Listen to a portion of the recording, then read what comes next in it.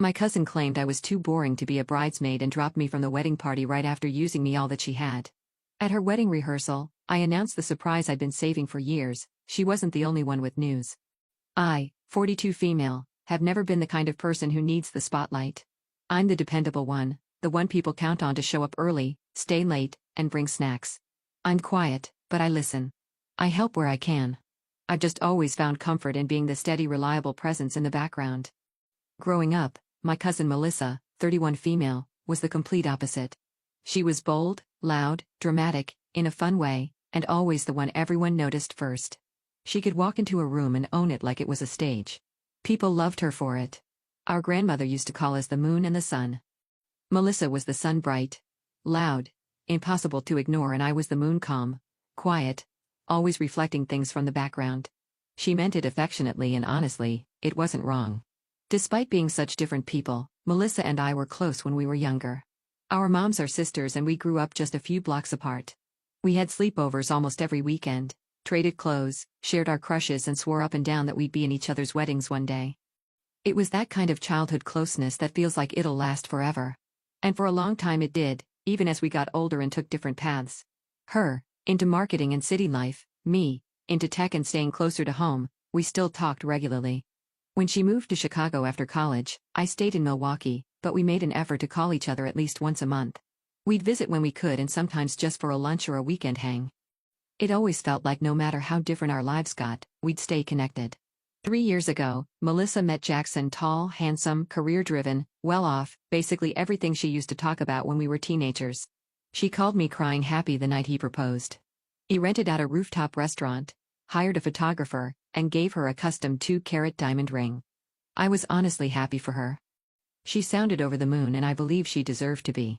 I booked a flight to Chicago for their engagement party, and even though she said her spare bedroom was too messy for guests, I didn't mind spending $300 on a hotel room. I figured it was her weekend and I wanted to support her. Then came the wedding planning. I was honestly surprised when Melissa asked me to be her maid of honor. She has a lot of close friends in Chicago, women she sees every week who all seem like more natural picks. But when she asked, I felt honored. I said yes right away, even though I knew it would be a lot of work, and it was. I started with venue hunting since I work remotely as a software developer. She told me I had a flexible schedule so I could help her research venues in the Chicago area. I spent hours looking up places, making calls, compiling spreadsheets, and putting together little packets with pricing, availability, and reviews. I sent her everything neatly organized. She barely said thank you. Just picked the most expensive one, of course, and moved on. Then came dress shopping. That meant driving down to Chicago 5 separate weekends. Each trip was a full-day affair. Dress salons, champagne lunches, more planning after dinner, and I paid for most of it. I never said anything, but it was adding up fast. I started dipping into my savings more than I should have, but I kept telling myself it's her big day. She's family, it's a once-in-a-lifetime thing. Next was picking out bridesmaid dresses. She chose a designer dress that cost $450 without alterations. When I gently mentioned the price might be a little high for me, she gave me a look like I had just insulted her entire life plan. She said she couldn't compromise her vision and that everyone else was fine with it. I didn't argue, I just smiled and put it on my credit card. Then came the bachelorette party. I planned the whole thing. A weekend in Miami, just like she wanted. There were 7 other bridesmaids, most of whom I didn't know at all, but I made it work. Melissa wanted a beachfront Airbnb, private chefs for dinner, club reservations, matching outfits, the whole 9 yards. I suggested some cheaper options, but she shot them down. She said I was being cheap and not taking her wedding seriously. So, I gave in.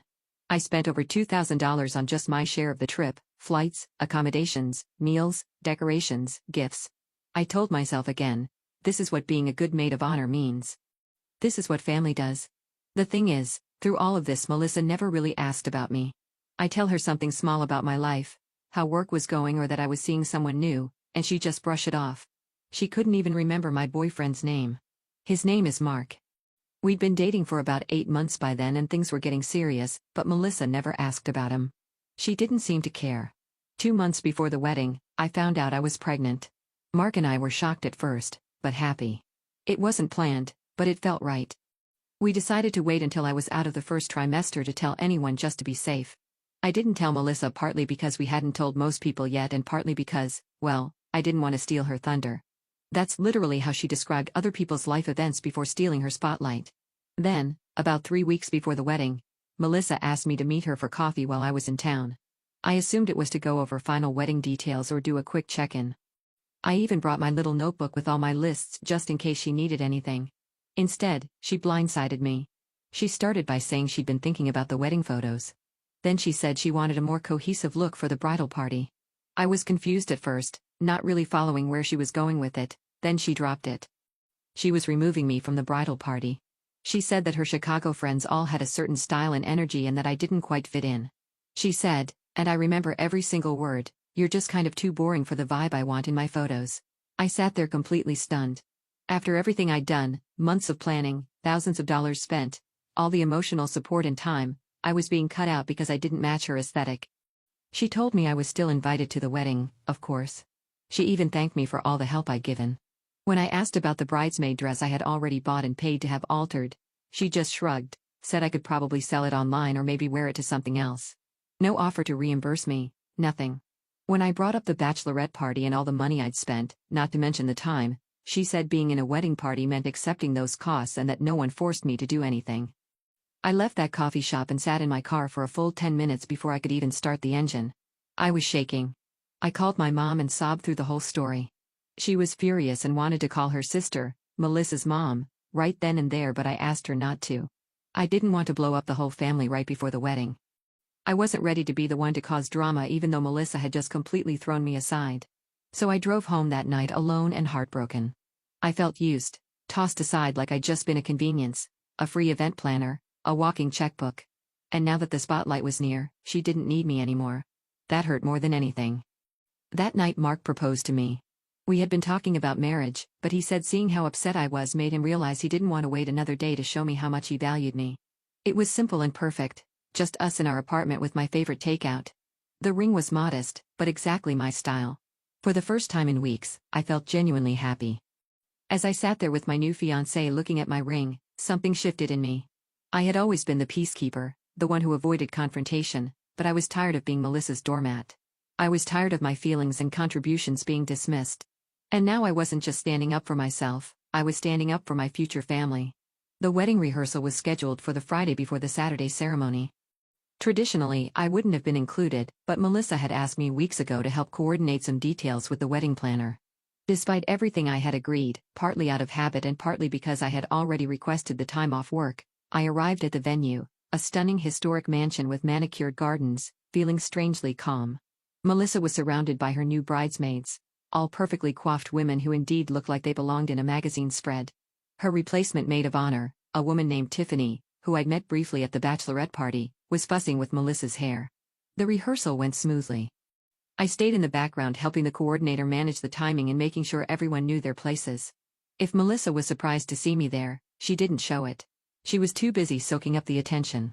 After the rehearsal came, the dinner at an upscale restaurant adjacent to the venue. I hadn't planned to attend, but Melissa's mom spotted me and insisted. "Your family," she said, not knowing what her daughter had done. I briefly considered declining but then decided that yes, I would join the rehearsal dinner. I had earned my seat at that table. Towards the end, before dessert, Jackson's father stood to make a toast. He spoke about the beautiful couple and their bright future. Then Melissa's father gave an emotional speech about his little girl. When he finished, Melissa stood up herself, glass in hand, to thank everyone for coming. She spoke about how perfect everything was, how this was exactly the wedding she had always dreamed of, with just the right people by her side. She emphasized the words while glancing in my direction. Then she announced that she and Jackson had special news to share. They had just closed on their dream home in the suburbs. Something in me snapped. After a year of being used, hundreds of hours of free labor, thousands of dollars spent, and then being discarded for not being exciting enough, hearing her talk about having the right people broke my last nerve. I stood up with my water glass, all eyes turned to me. I congratulated Melissa and Jackson on their new home. Then I said I had an announcement of my own. I shared that Mark had proposed and showed my ring. There were murmurs of congratulations. Then I added my other news. I was 3 months pregnant with a little girl, but I wasn't done. I had one more piece of news, something I'd kept secret for years. With everyone's attention on me, I revealed that 6 years ago I had quietly established a college fund for Melissa's future children. Our grandmother had left me a modest inheritance when she passed away, and knowing how much she valued education, I had put aside a significant portion specifically for Melissa's future family. Every month since then, I had been adding to it faithfully. The fund now contained over $30,000. I explained that I had planned to reveal this at Melissa's baby shower someday, but since she seemed to think I was too boring to be part of her important life events, I thought now was as good a time as any to share my boring financial planning. I added that despite everything, the fund would remain for her future children as it was created in honor of our grandmother's memory and her love for both of us. The room fell completely silent. Melissa's face went pale, then flushed deep red. Her parents looked at me with a mixture of shock and pride. Jackson seemed genuinely moved, while his wealthy parents appeared impressed by this demonstration of long-term thinking and generosity, something they clearly valued. Then, the room erupted in surprised congratulations. People came over to hug me, asking questions about names and due dates. Melissa's face went through a series of expressions: shock, anger, and finally a tight forced smile. Her mother rushed over to me, genuinely delighted about becoming a great aunt. As the attention swirled around me, Melissa pulled me aside. She hissed that I was trying to steal her spotlight and that it was incredibly selfish to make announcements at her rehearsal dinner. I just smiled and said that I thought family celebrations were the perfect place to share family news and walked away to accept more congratulations. I left shortly after, feeling both vindicated and a little guilty. I hadn't planned to make an announcement. I had actually intended to quietly attend and leave early. But hearing her smug speech, after everything she put me through, pushed me over the edge. Now, the wedding is tomorrow and I'm conflicted about whether to attend. Part of me wants to take the high road, but another part feels like I've already turned the other cheek too many times.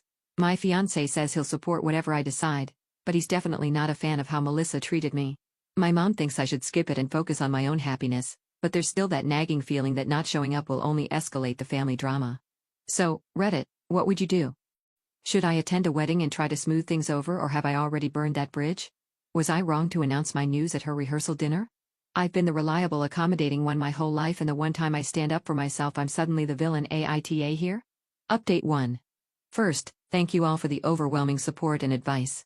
I was genuinely surprised by how many people responded to my post. Reading your comments helped me gain some much-needed perspective. After much consideration, I decided not to attend the wedding. It wasn't an easy choice, but I realized that putting myself in that environment would only cause more stress, and stress isn't good for the baby. I sent a polite text to Melissa the morning of the wedding wishing her a beautiful day. She didn't respond, which I expected. What I didn't expect was the flood of text messages and calls I received throughout the day from various family members. Apparently, Melissa told everyone that I was skipping the wedding because I was jealous of her and trying to ruin her big day.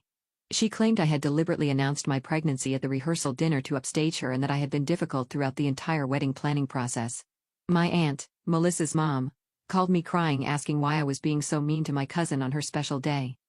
I calmly explained my side of the story: the months of unpaid labor, the thousands of dollars spent, and finally being kicked out of the wedding party for not being exciting enough. My aunt was silent for a long moment before saying she had to go. I later found out from my mom that my aunt had no idea Melissa had removed me from the bridal party. Melissa had told her that I had stepped down voluntarily because I wasn't feeling well. My mom decided to skip the wedding too, in solidarity with me. This caused even more drama as my aunt was upset about her sister not being there. My mom stood firm though, saying she couldn't in good conscience celebrate with someone who had treated her daughter so poorly. By the evening, I was emotionally exhausted. Mark suggested we turn off our phones and have a quiet night in with movies and takeout. It was exactly what I needed. The next morning, I woke up to an email from Melissa. It was coldly formal, accusing me of deliberately trying to ruin her wedding by poisoning family members against her and making her mother upset. She said I had always been jealous of her and that my stunt at the rehearsal dinner proved it. She ended by saying she needed space from me and would appreciate it if I didn't contact her for the foreseeable future. I didn't respond. What could I say that would make any difference? She had clearly cast herself as the victim in this story, and nothing I could say would change her mind. I spent the past 2 days reflecting on our relationship, and I've realized it's been one-sided for years. I was always the one making the effort, always the one compromising. Maybe being excluded from her wedding was actually a blessing in disguise. A clean break from a relationship that wasn't healthy for me. For now, I'm focusing on my pregnancy, my fiancé, and our future together. We've started looking at houses in our area as our apartment will be too small once the baby arrives. Mark has been my rock through all of this, reminding me that I deserve to be treated with respect and that true family would never make me feel not good enough. I'm still sad about how things turned out with Melissa. Despite everything, there's a part of me that mourns the relationship we once had, or that I thought we had. But I'm also relieved to no longer be walking on eggshells trying to meet impossible expectations. As for the family dynamics, that's going to be complicated for a while. My mom says she'll try to smooth things over with my aunt, but she's not going to pressure me to reconcile with Melissa. Some extended family members have reached out with support after hearing the full story, while others seem to have taken Melissa's side. I'll update again if there are any significant developments, but for now I'm taking a step back from the drama and prioritizing my own little family. Thank you again for all your kind words and advice. It truly helped more than you know. Update 2. I wasn't planning to update so soon, but something unexpected happened that I'm still trying to process. Yesterday afternoon, I received a call from my aunt, Melissa's mom. Her voice sounded strange, subdued and hesitant. She asked if she could come and visit me in Milwaukee. I was surprised, but agreed, and she drove up that same evening. When she arrived at my apartment, I could tell she had been crying. We sat down with some tea and she immediately apologized for how she had reacted after the wedding. Then she shared something that left me speechless. Apparently, after the wedding she had several guests approach her asking about the bridesmaid situation. She didn't know what they were talking about until one of Melissa's friends who had had a few too many drinks mentioned how harsh it was that Melissa had kicked me out of the wedding party for being too boring. My aunt was shocked. She confronted Melissa the next day when they were having brunch. Melissa initially tried to deny it, but when pressed she admitted everything. The coffee shop conversation, her exact words about me not fitting the aesthetic, all of it. She even bragged about how much money and time she had saved by having me do all the preliminary work before replacing me with someone more photogenic. My aunt was livid. She told me she had raised Melissa to be better than that and was deeply ashamed of her behavior. She said she had always noticed that Melissa was a bit self-centered, but she never imagined her daughter would be deliberately cruel. Especially to family, it would be nothing but supportive. What's more, my aunt revealed that she had covered a significant portion of the wedding costs, nearly $50,000. She had done so believing that Melissa and Jackson were saving for their own down payment on a house. Finding out that they had already closed on the house, a fact my aunt learned only at the rehearsal dinner when Melissa announced it, while still accepting her money for the wedding, made her feel used. My aunt then did something that left me stunned. She handed me an envelope containing a check for $5,000. She said she knew it couldn't make up for how I had been treated, but she wanted to reimburse me for some of the expenses I had incurred during the wedding planning process. I tried to refuse, but she insisted, saying it would make her feel at least a little better about the situation. We talked for hours. She shared stories about Melissa as a child, trying to understand where this entitled behavior had come from and acknowledging that perhaps she and my uncle had indulged Melissa too much growing up. She asked about my pregnancy, genuinely excited about her future great niece. Before she left, she hugged me tightly and said she hoped we could maintain our relationship regardless of what happened with Melissa. After she left, I felt a mix of emotions. Vindication, yes, but also sadness. I had never wanted things to blow up like this. I had never wanted to come between Melissa and her mother. Despite everything, I still care about Melissa and recognize that her behavior, while inexcusable, probably stems from deep insecurities. This morning I woke up to multiple missed calls from Melissa and several increasingly angry text messages. Apparently, she found out about her mother's visit to me and the check. She accused me of manipulating her mother against her and stealing money that was meant for her. Her final message said that I had ruined everything and that she would never forgive me. I haven't responded. I showed the messages to Mark, who suggested I block her number for now, which I did. I also called my aunt to warn her about Melissa's state of mind, but she already knew. Melissa had been calling her too, making similar accusations. The family is now clearly divided. My mom and aunt are speaking again, united in their disappointment with Melissa's behavior. Some cousins have reached out to hear my side of the story, while others are firmly in Melissa's camp, believing I deliberately sabotaged her wedding out of jealousy. Jackson, Melissa's new husband, called Mark. They had met a few times at family events before all this drama. He seemed uncomfortable but said he was caught in the middle and hoped we could all move past this eventually. Mark was polite but firm, telling Jackson that while he had nothing against him personally, he wouldn't stand by and watch me be mistreated. The call ended awkwardly. I'm trying to stay calm and focus on positive things. Mark and I used some of my aunt's money as part of a down payment on a small house we found just outside Milwaukee. It needs some work, but it has a perfect room for a nursery with a big window that gets morning sunlight. We're excited to start this new chapter. As for Melissa, I don't know if our relationship can ever be repaired. Part of me hopes that someday, once emotions have cooled, we might be able to have an honest conversation.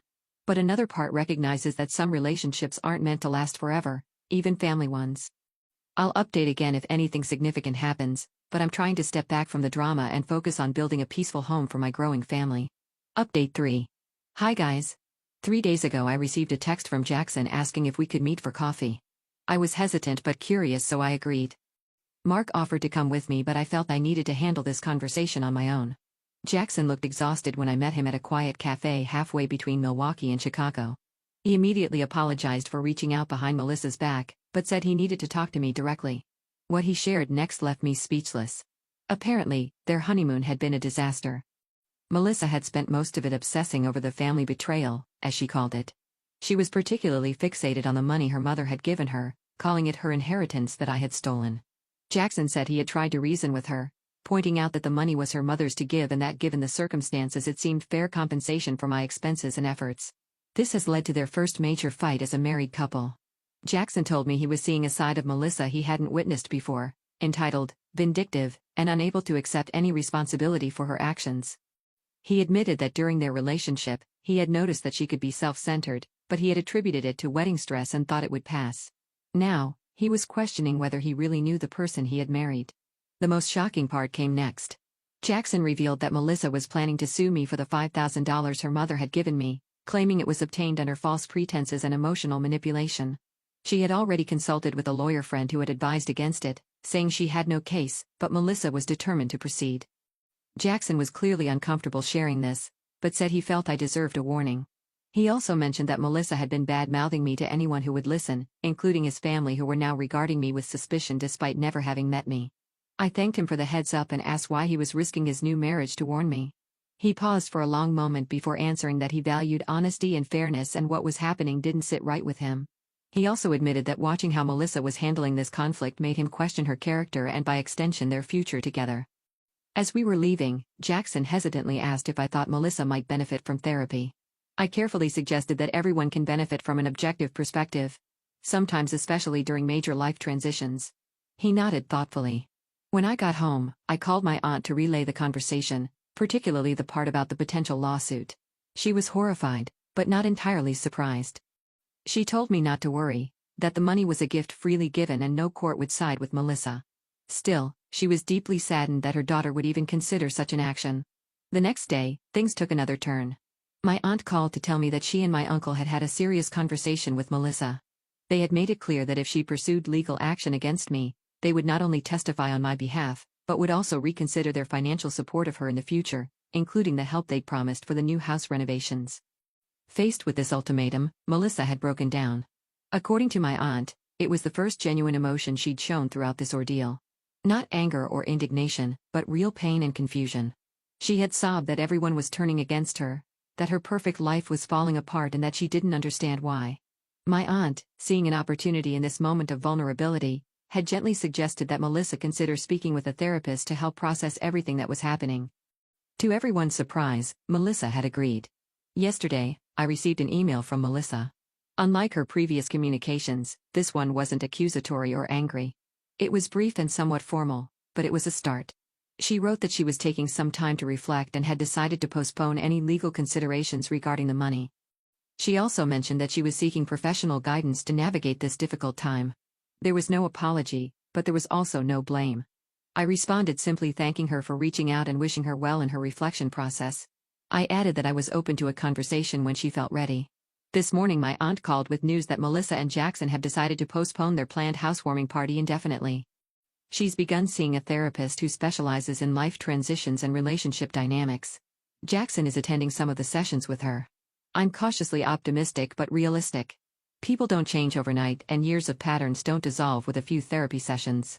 I don't expect a tearful reconciliation or for things to go back to how they were before.